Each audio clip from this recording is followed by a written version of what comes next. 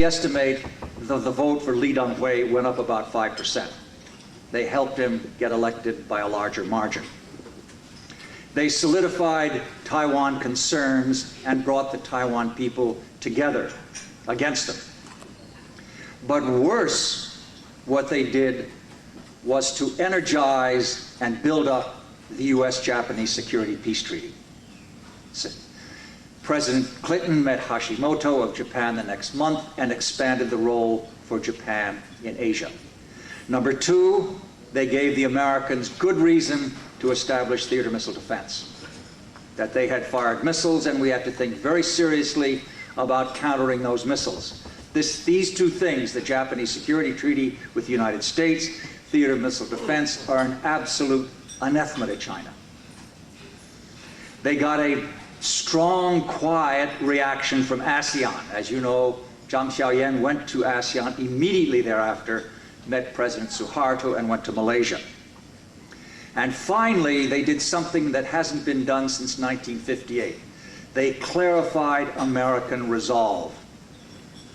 Because when the Americans sent the carrier battle groups off the east coast of Taiwan, it gave a very clear signal to the Chinese that if force was going to be used, that we were going to be involved. And it wasn't just talk. It was naval ships that said this, and they saw it. Somebody in China, and we know who they are, gave very bad advice to the leadership of China. And I think those people have to pay for their mistakes. They have harmed China's interests.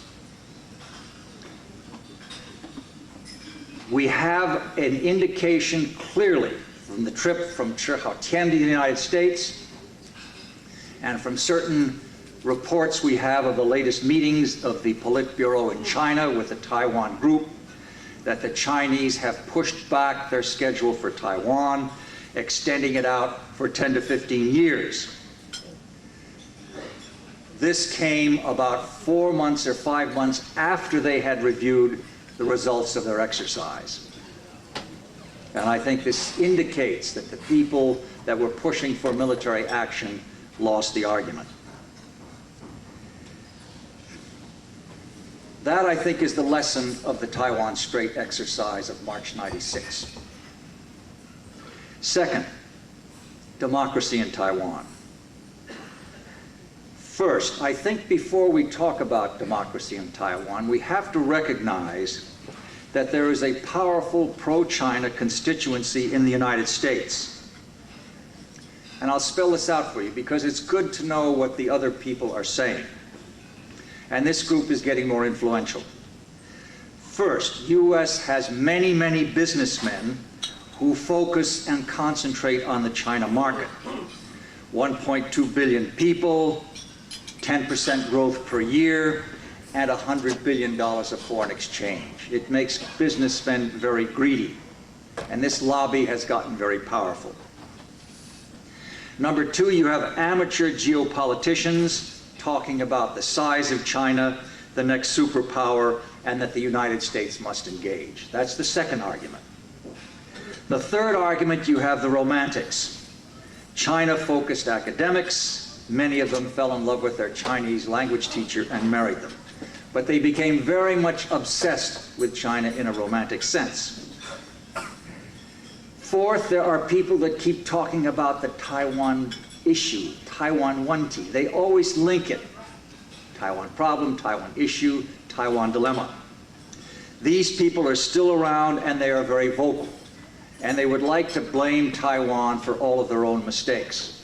This was particularly true in President Lee Teng-hui's visit to the United States in 1995. They tried to blame Taiwan for this, when basically many of the mistakes were made by a rather foolish and bungling US government.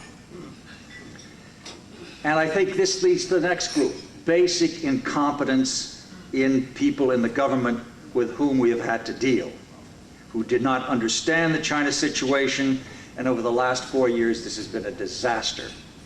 They tried to link most favored nation to human rights. They bungled President Lee Teng-hui's trip, and they couldn't even find chemicals on a Chinese ship sailing through the Indian Ocean after they boarded it. It was a joke. It undermined our whole counterproliferation policies. China sees this and it tries to put the United States on the defensive by saying we are trying to contain China. And anybody that talks against this is both anti-Chinese and a manipulator. And guess who the big one is? He's talking to you right now.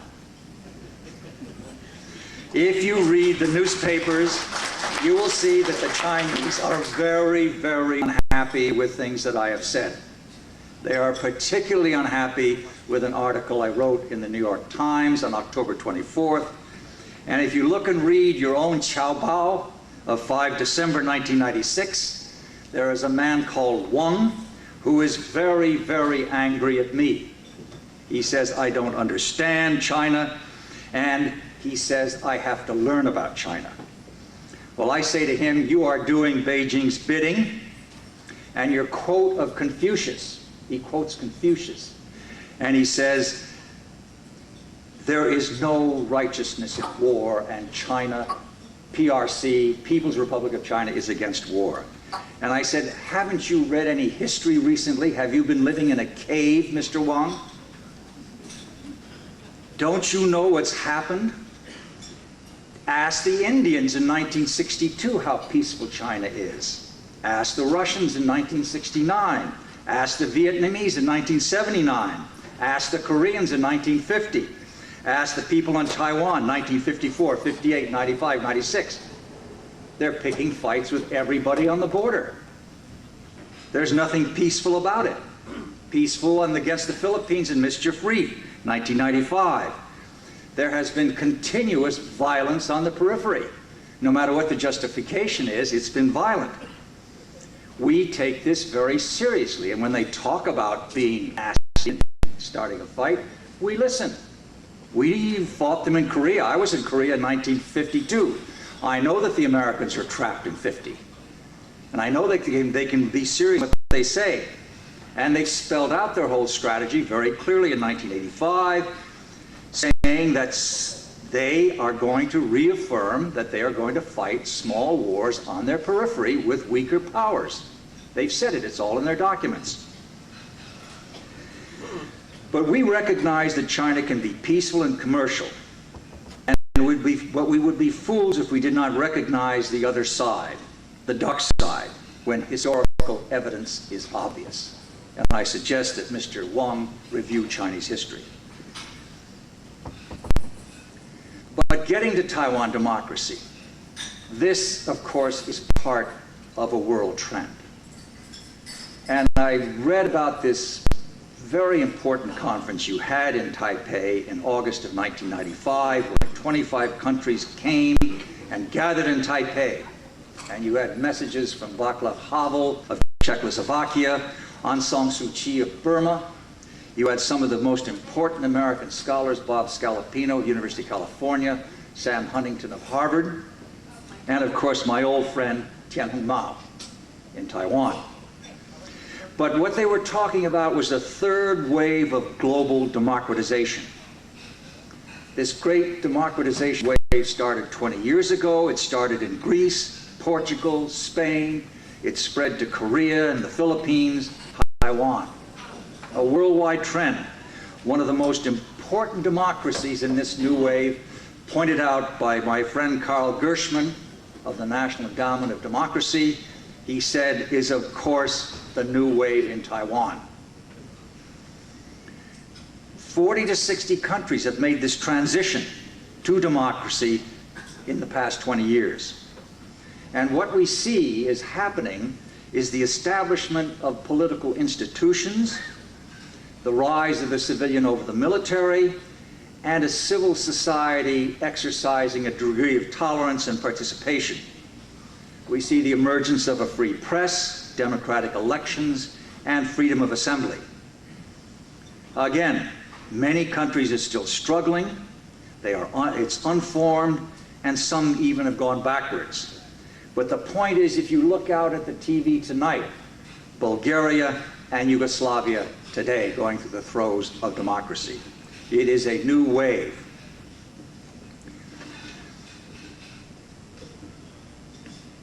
Moving on, to China. And I was in China, as you know, at Tiananmen on June 4th, 1989. We saw it happen. We eyewitnessed what happened. And when their own defense minister gets up and says to an American audience, not a single Chinese was killed on Tiananmen Square, you'd think you were in Alice in Wonderland. It just doesn't make any sense. We were there, we saw it. I had a man in the square where a Chinese was standing 5 feet away from him, had his head blown off. Why does this man stand up and treat us like a bunch of fools, saying things like this? It's ridiculous. There is no free press, there is no opposition, there is police power. There's no question about this. That's the way the place runs. But there's good news. And Andy Nathan, my old friend from Columbia University, at this conference that you had in Taiwan, spoke about the idea of the coming constitutionalism in China. He called it creeping democratization. And he said it's not an ivory tower concept in China, constitution. It's not a foreign imposition, but a major impulse in modern Chinese history. There have been 12 constitutions in China since 1911. 4 of them under the PRC, the latest in 1982. All 4 have tried to get the wording of democracy. National People's Congress is the sovereign ground of the sovereign leading body in China. Number 2, they've said all is subordinate to the Communist Party. That's not very good. But finally, they try to guarantee political and civil rights. In other words, they have to talk about political and civil rights, and they have to say this is a very important part of our Constitution. To get them to say that, I think, is rather important. Second, I think it's very important to watch the National People's Congress struggling for some degree of independence, actually instituting a secret ballot in 1988. And we're beginning to see delegates in the National People's Congress voting against things they don't like. 664 of them abstained on the Three Gorges Sanxia project. Others voted against vice premiers. Others have turned down governors and vice governors. And you see that this organization is beginning to show some kind of guts, Dons, as you say. Of course, it has to change, it has to become stronger, it has to reduce its size, it has to lengthen its sessions, it has to develop a strong staff system, and it really has to implement this secret ballot. But it's a beginning, and it's changing. I think the rule of law in China is emerging. We have a considerable evidence that the party resists this, but the rule of law is coming. And we see it in Chinese adherence, perhaps to the World Trade Organization, if it joins, intellectual property rights in the Berne Convention, adhering to the Missile Technology Control Regime, the Nuclear Non-Proliferation Treaty, all frameworks that China has joined internationally. As one of my friends in Singapore said, however, it's the Achilles heel of the party, and it will be resisted. But laws are being passed, 600 have been passed, and we see a gradual movement in this direction in China. Next, I think the good news is that you see the beginning of village elections. You had this happen in Taiwan back in the 60s and 70s, before you had your legislative yuan elected, or your president elected. It started at the village level, probably about 30 years ago. In China, it started, and people in the Civil Affairs Ministry, Yan Mingfu and a young man called Wang Zhengyao, have started the village elections, and it's involving perhaps 700,000 villages in China in the village councils. We see that this is an action that Wang Zhengyao says is limited but irreversible. Rural enterprises are thriving. There was a village organic law passed in 1987 which put this as part of the national legal base. And perhaps, interestingly enough, some of the people are actually learning how to buy votes in China. I'm told that a vote in certain villages was worth $115 US. Finally, I think the regionalism and flow of ideas. I saw this at Tiananmen. You cannot pull the plug on the communications revolution. You can't cut off CNN, Bernie Shaw, and say he doesn't exist. You can't cut out the internet. You can't cut out the various aspects of the communications revolution. And I think this will have a tremendous impact, whether it's radio broadcast, television from Taiwan or from Hong Kong or from VOA or from whatever it is, it impacts in China. There's no question about it.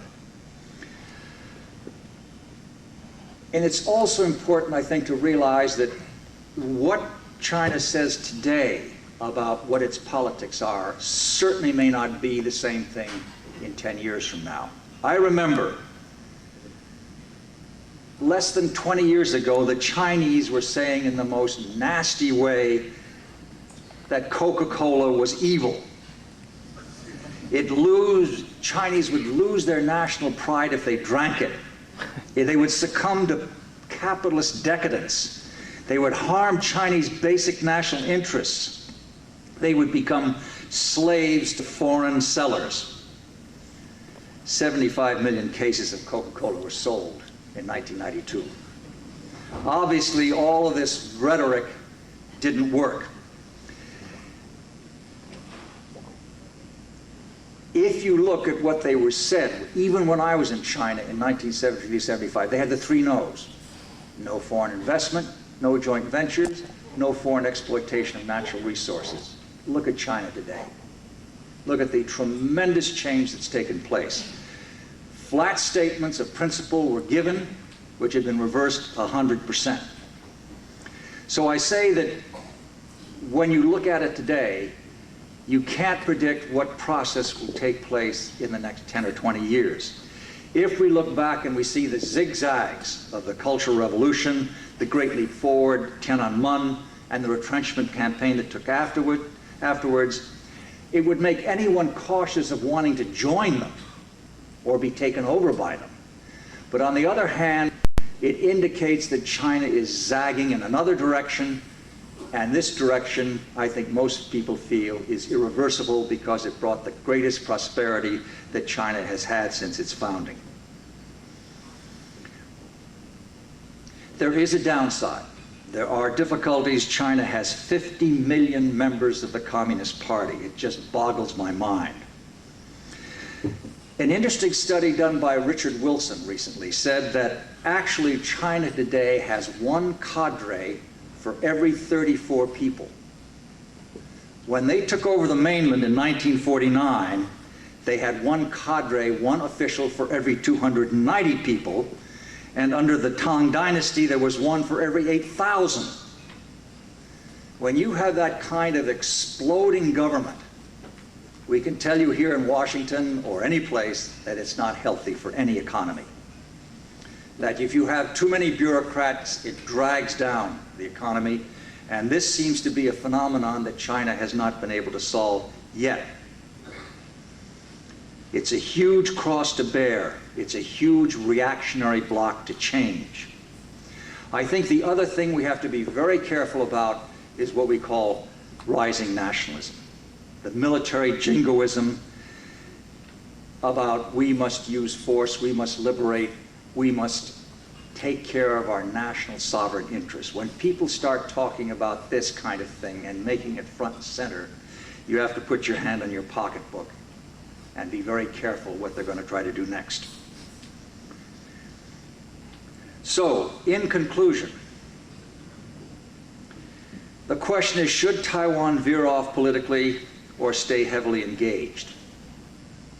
I'm reminded of an old Chinese expression, 机船之声相闻老死不相往来, that you have a situation where sometimes the sound of chickens and dogs overwhelms what could be the future. We in the US, should we engage or should we practice containment? The answer to me is you engage across the board with a sense of confidence. Being very conscious of the dangers of engagement in China. I remember that old phrase they have in Chinese of the goose going by and people plucking the feathers from it as it goes by. I think they say something like, 雁过拔毛. That I guess anybody that pulls a deal in China has to get about 48 chops on his joint venture, and each person, I gather, pockets a bit on the way. So anyway, it's not easy to be engaged, but I think we all understand the situation better. But the most important thing, it seems to me, and I started on this theme about security, is that you must rule out the military option. Not by containment. That wouldn't work. It didn't work in the past. It doesn't work now.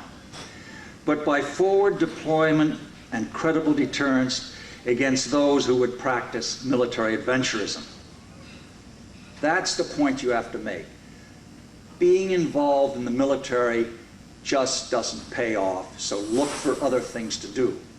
Focus on making money, focus on doing trade, focus on commerce, investment. Focus on joining the world. Get China into the World Trade Organization along with Taiwan. Try to get them to play by the rules in the United Nations. Try to get them to stop disseminating missiles, nuclear weapon technology. Get them to abide by the Berne Convention on Intellectual Property Rights, and even take them as an observer into the G7 if they play the game. The world standards are for all of us. You don't write the book if you want to join. China should join the world, but not on its own terms. The rule of law, the non-use of force, balanced free trade, and self-determination, I believe, are the principles we all should abide by. Thank you very much. But my good friend John Xie says, I've got to get up here and answer questions. John, is that it? Yeah. Let me take just a couple of questions. Okay? You're the boss.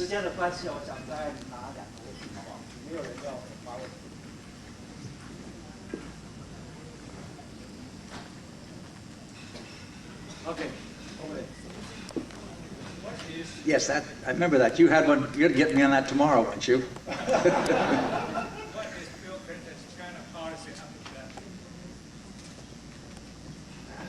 That's the toughest question I've had in 10 years.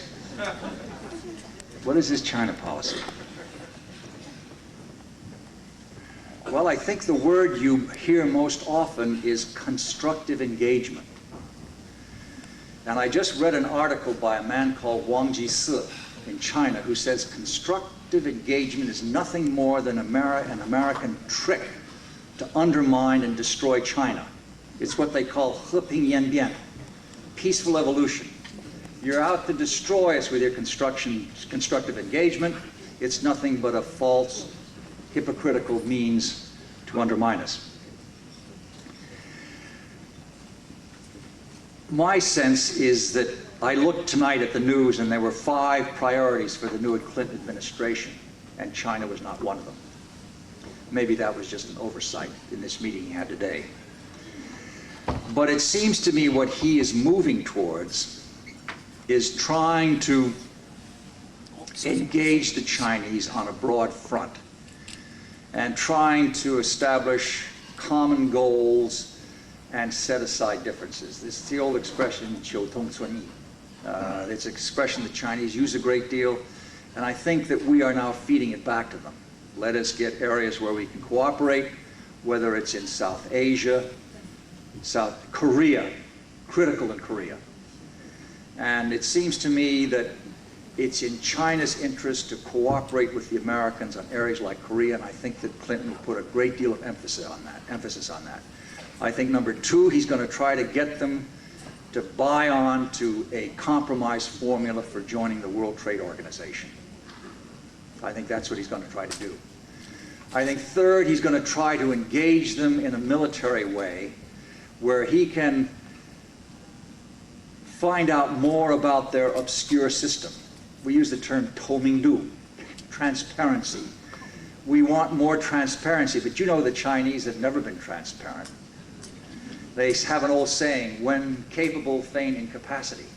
So I think you've got a sort of a difficult situation there, but you keep at it. And at the same time, I think you make very clear to them there are certain things that cannot happen. Force cannot be used in the Nansha Islands. Force cannot be used in the Taiwan Strait. And we are watching very, very carefully how you manage Hong Kong. We are watching the freedom of press. We are watching what happens to Martin Lee. We are watching what happens to the civil service, the independent judiciary, the Court of Final Appeal. All these things we watch. And I think it's very important that we don't just say the transition on July 1st, 1997 went very well. We watch these things afterwards. It's going to develop over a period of years. And if you have the whole world with you watching how the 6 million people of Hong Kong will be treated, I think there's no question that this will have a considerable influence on what the Chinese do. Because it'll certainly affect their arguments on Taiwan. It will affect the economic climate of Hong Kong, and it will bring the world opinion down on them if it's mismanaged. So I think this is very important. And I think he has indicated he will spend a lot of time on this, and I think that's exactly right. He's got to deal with weapons of mass destruction proliferation, but he's got to do it in a much more competent way than he has been doing. But I think we're beginning to figure out how to do this. OK， 我们再接收一个问题，这边的。Ambassador Lee, I just heard about your comment on Hong Kong, and I just wanted to express your opinion to the MFN. Can it be tied to, say, to China? The MFN should be extended to those companies not owned by the state. Say, just to the joint ventures.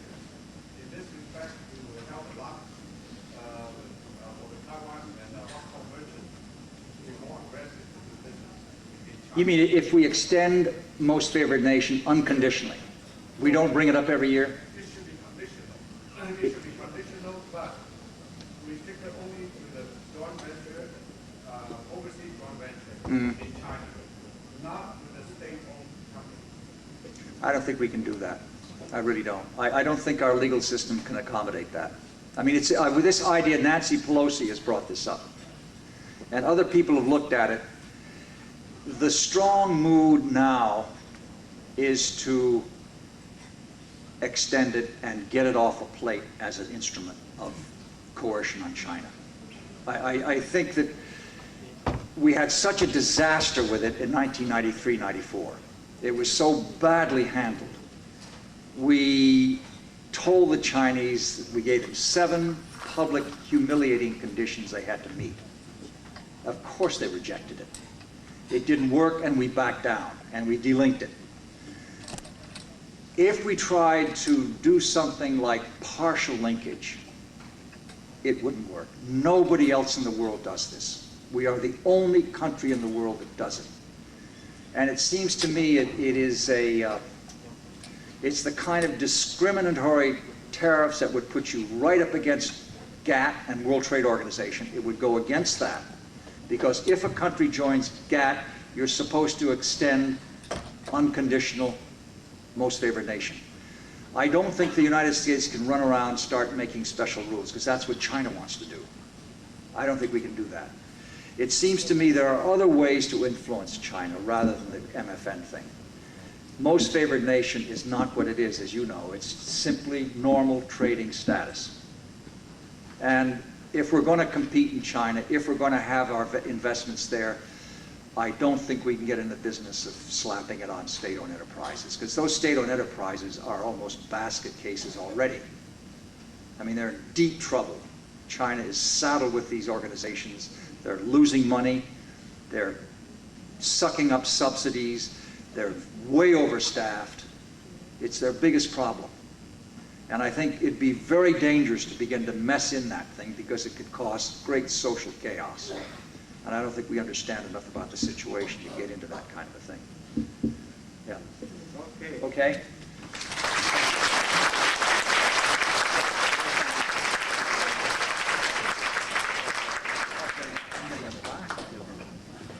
Thank you so much.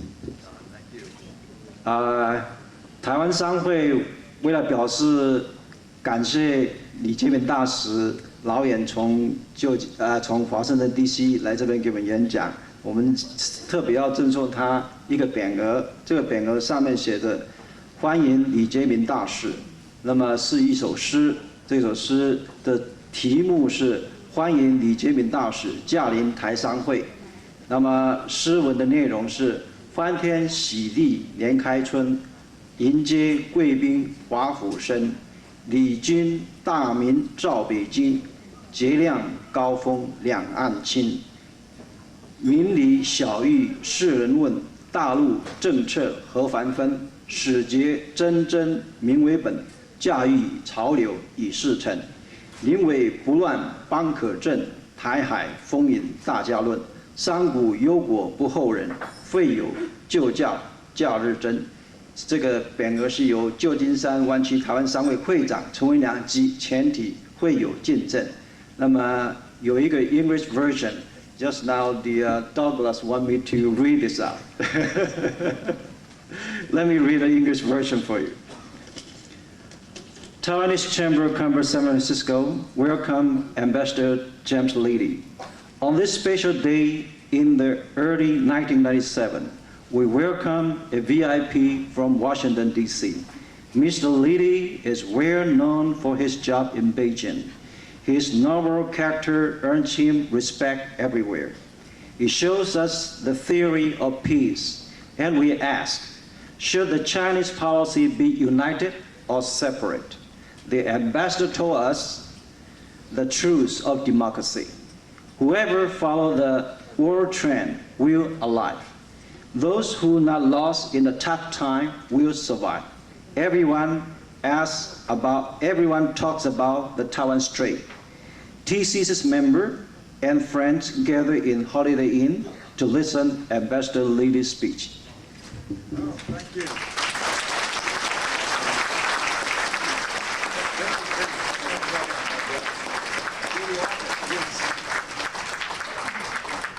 我们再一次给大家热烈的鼓掌。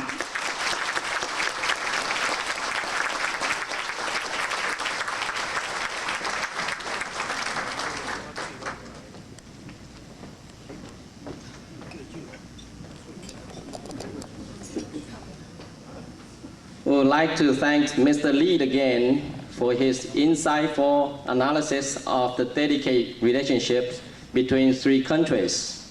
And we wish the days will come when all parties will resolve all their differences without prejudice, because any kind of prejudice is synonymous to stupidity. And we also wish the solution can be obtained by peaceful, open-minded discussion, because minds are like parachute. They function only when they are open.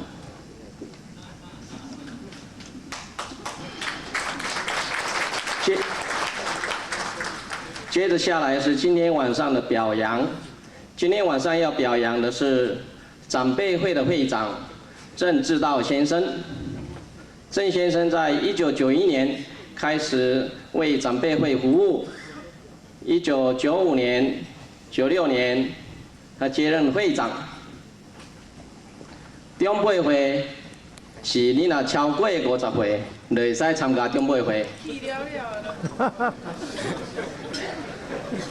长辈会和别种会无相，别种会的会员是 come and go， 长辈会呢是 sooner or later we will all be there and stay there going nowhere。所以长辈会是一个足重要的会。郑先生在任期的2年内底，伊成立中文班、英文班。而且会员若较久无出席，伊拢倾心去拜访，实在是非常的甘心。会员交通有不便的所在，伊也拢尽伊的力去帮衬。所以今仔日永暗台商会特别选第几的新生是今年1996年的侨社杰出服务奖。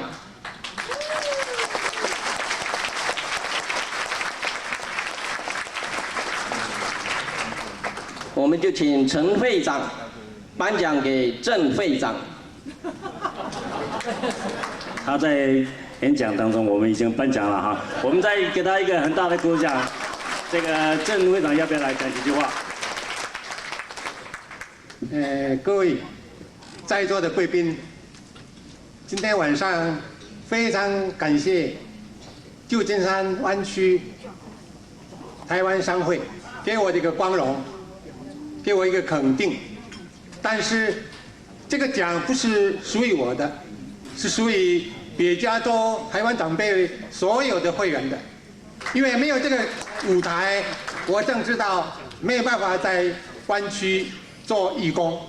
谢谢在座的肯定鼓励，多谢各位。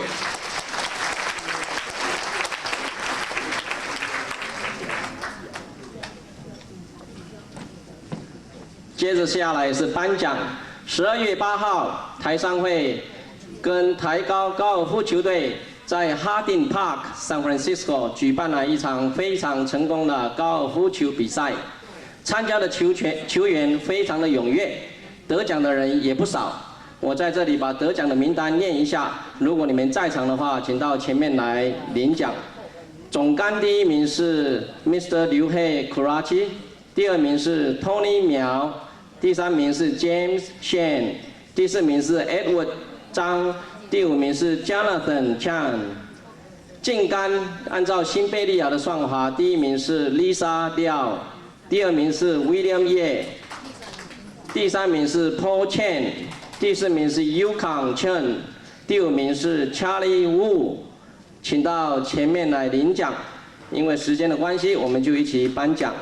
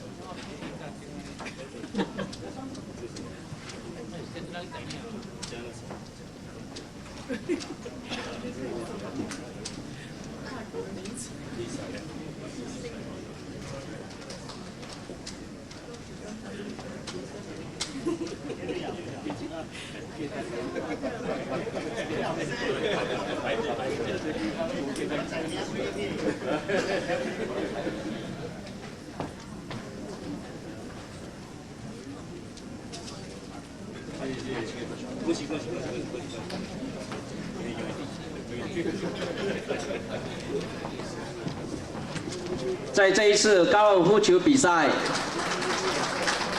有2件事情要特别提出来报告一下。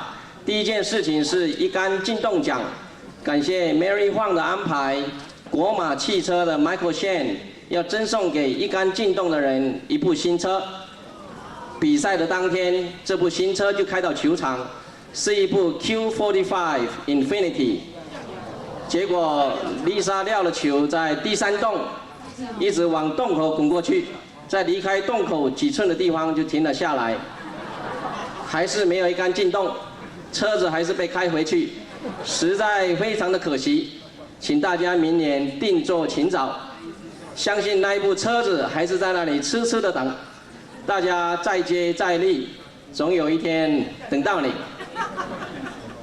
第2件事情要报告的是，最远奖 Tony 苗，听说他的球是 miss hit， 没有打到球，又打得非常的远。有关单位非常的关心，就去检查他用的 club， 结果发现他用的 driver 并不是 titanium， 也不是 bubble， 而是 Nike 最近出厂的一种用木头做的 driver， 这个木头的名字叫做 Tiger Wood。颁奖就到此结束。接着下来是我们今天晚上的余兴节目，我们很荣幸请到许田敦先生。